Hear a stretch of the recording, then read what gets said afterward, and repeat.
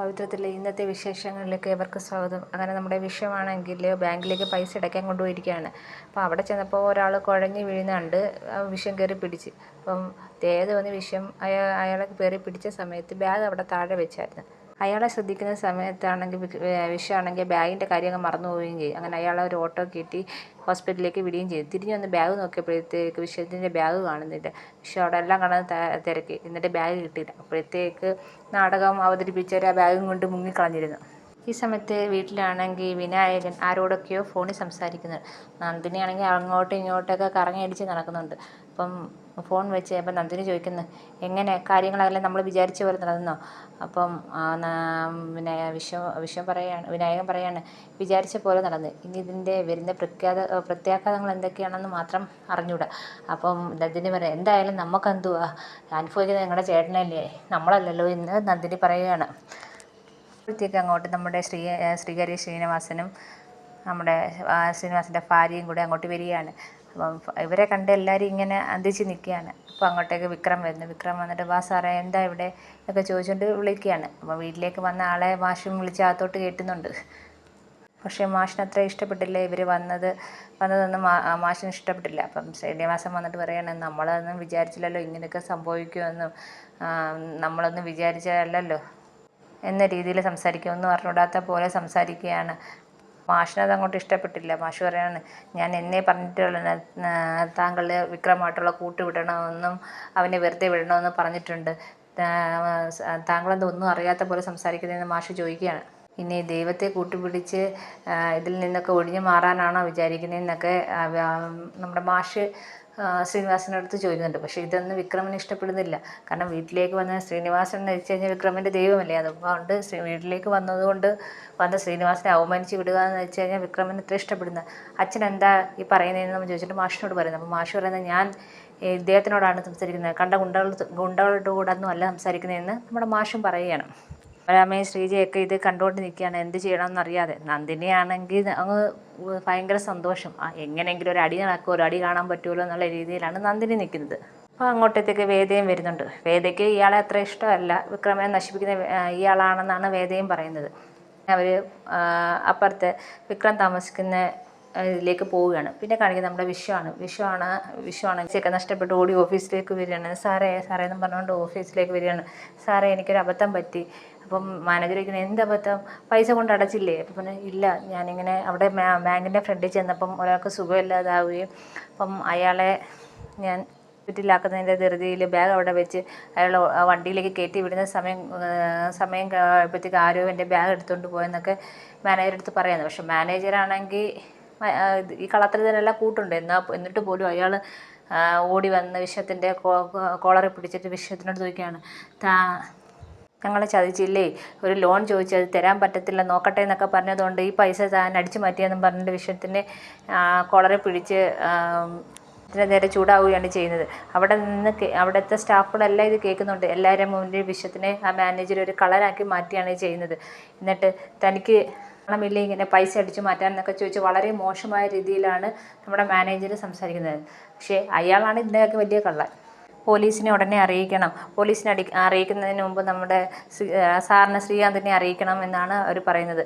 എന്നിട്ട് പോലീസിനെ അറിയിക്കണമെന്നാണ് നമ്മുടെ മാനേജരും പറയുന്നത്. പിന്നെ കാണിക്കുന്നത് നമ്മുടെ വീട്ടിലാണ്. വിക്രമിൻ്റെ വീട്ടിലേക്ക് കത്തിക്കരിഞ്ഞ വീട്ടിലേക്ക് നമ്മുടെ ശ്രീനിവാസൻ വരികയാണ്. എന്നിട്ട് അവിടെ എല്ലാം നോക്കിയിട്ട് പറയാണ്, നീ ഇപ്പോൾ ഇവിടെയാണോ കിടക്കുന്നത്, ഇത് നന്നാക്കാനുള്ള പൈസ ഞാൻ തരാം എന്ന് പറയുകയാണ്.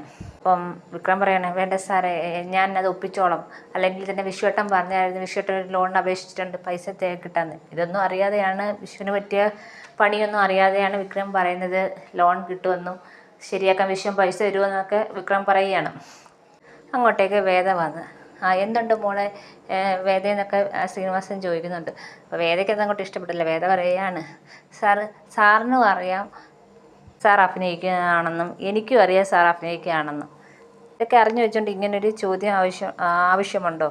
പിന്നെ ഞാൻ സാറിനോട് പറഞ്ഞിട്ടുണ്ട്, സാറും വിക്രമിനെ ഞാൻ പിരിക്കുമെന്ന്. അത് സാറിനോടും പറഞ്ഞിട്ടുണ്ട്, വിക്രമിനോടും പറഞ്ഞിട്ടുണ്ട്. ഇപ്പോഴും ഞാനത് തന്നെ പറയുന്നത്, നിങ്ങളെ രണ്ടുപേരെയും ഞാൻ പിരിക്കുക തന്നെ ചെയ്യും.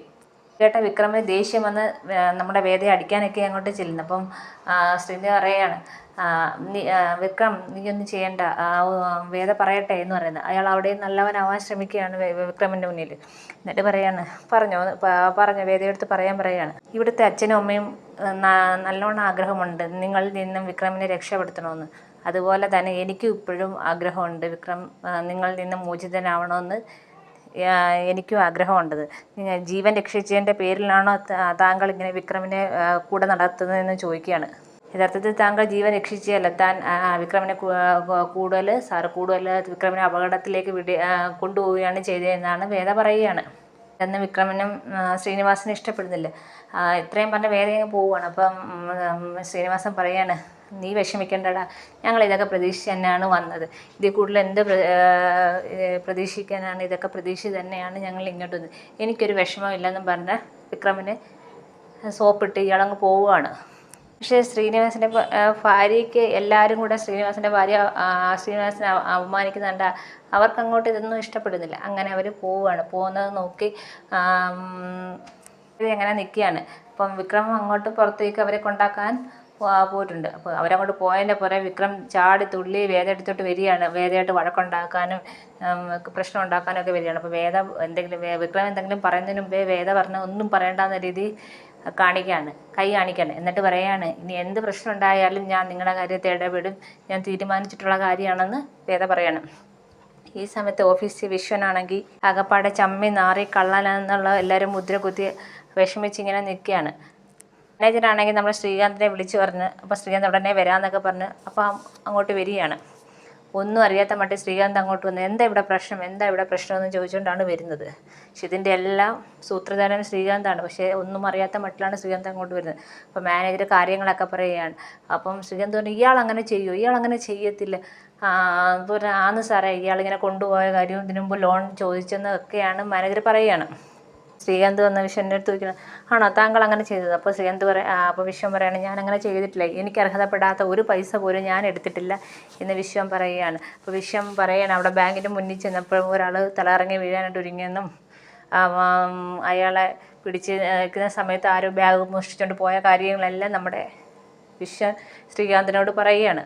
മാനേജർ വേണം, നമുക്ക് പോലീസിൽ അറിയിക്കാം, പോലീസിൽ വന്നു കഴിഞ്ഞാൽ സത്യം അറിയാലോ എന്നൊക്കെ പറഞ്ഞു. അപ്പോഴാണ് ഒരാൾ അങ്ങോട്ട്, സാറേ ഇതാണോ പൈസയെന്ന് ചോദിച്ചുകൊണ്ട് വരികയാണ്. മാനേജർ പൈസ നോക്കുമ്പം കറക്റ്റായിട്ട് ആ പൈസ തന്നെ വിശ്വനെ കൊടുത്തു വിട്ട പൈസ തന്നെയാണ്. അപ്പോൾ എവിടെ നിന്ന് കിട്ടിയെന്ന് നോക്കുമ്പം ഇവരുടെ കയ്യിൽ നിന്നാണ് കിട്ടിയതെന്നും പറഞ്ഞിട്ട് രണ്ടുപേരെ കാണിക്കുകയാണ്. അപ്പം ആ രണ്ടുപേരെന്ന് വെച്ച് കഴിഞ്ഞാൽ നെഞ്ചുവേദന അഭിനയിച്ച് കുഴഞ്ഞു വീണ ആളും പിന്നെ അവിടെ നിന്ന് മറ്റേ ആൾ, അവർ രണ്ടുപേരുമാണ് അവിടെ ആ പൈസയായിട്ട് വന്നത്. അവരെ കണ്ടുകൊണ്ട് വിശ്വം ചെന്നാൽ ഇയാളാണ് സുഖമില്ലാതായ ആൾ, ഇയാളെ നോക്കുന്നതിൻ്റെ ഇടയ്ക്കാണ് എൻ്റെ ബാഗ് ആരോ അടിച്ചുകൊണ്ട് പോയതെന്ന് വിശ്വം പറയുന്നത്. അപ്പോൾ അവർ ചോദിക്കുകയാണ്, അതെന്തൊരു പരിപാടിയാണ്, നമ്മളെല്ലാം കൂടെ ഒരുമിച്ച് നിന്നിട്ട് താൻ ഞങ്ങളെപ്പോൾ ഒറ്റുന്നോന്ന് ചോദിക്കുന്നു. ഇതൊന്നും മനസ്സിലാകാതെ വിശ്വം ഇങ്ങനെ നിൽക്കുകയാണ്. അവർ പറയുകയാണ്, താനല്ലേ പറഞ്ഞത് ഇത് അടിച്ച് മാറ്റി കഴിഞ്ഞാൽ ഇതിൻ്റെ പകുതി ഞങ്ങൾക്ക് തരാം എന്നാണ് പറഞ്ഞത്, അതുകൊണ്ടല്ലേ ഞങ്ങൾ ഇതിനൊക്കെ കൂട്ടി നിൽക്കുന്നത്, എന്നിട്ട് ഇപ്പം കാര്യത്തോടെ അടുത്തപ്പോൾ ഇയാൾ ഞങ്ങളെ ഒറ്റുവാണോ എന്ന് ചോദിക്കുക. അപ്പോൾ വിശ്വം പറയുന്നത്, അങ്ങനെയല്ല സാറേ കാര്യം, ഇവർ കള്ളത്തരം പറയുകയാണ്, ഇയാൾ അന്നേരം തലയിറങ്ങിയത് കൊണ്ടാണ്, ഇയാൾക്ക് അന്നേരം നെഞ്ചുവേദന പോലെ വന്നത് കൊണ്ടാണ് ഞാൻ അയാളെ പിടിച്ചതും. ഇങ്ങനെ വീണ്ടും വിശ്വം ഇത് തന്നെ വീണ്ടും പറഞ്ഞുകൊണ്ടിരിക്കുകയാണ്. പക്ഷെ ആരും വിശ്വസിക്കുന്നില്ല. അപ്പം മറ്റേ മാനേജർ പറയുകയാണ്, നമുക്ക് പോലീസിനെ വിളിക്കാം, വിളിക്കുമ്പോൾ പോലീസ് തെളിയിക്കുമല്ലോ എന്നുള്ള രീതിയിൽ മാനേജർ പറയണം. അപ്പോൾ ശ്രീകാന്ത് പോലീസിനെ വിളിക്കണം എന്ന ഒരു രീതിയിൽ ശ്രീകാന്തും ഇങ്ങനെ നിൽക്കുന്നു. എങ്ങനെയെങ്കിലും വിശ്വത്തെ കൊടുക്കാനാണ് ശ്രീകാന്തിൻ്റെ പ്ലാൻ. വിനായകനും ഈ ചതിയിൽ കൂട്ടുണ്ടെന്നാണ് തോന്നുന്നത്. എന്തായാലും നല്ലൊരു എപ്പിസോഡാണ് വരാനിരിക്കുന്നത്.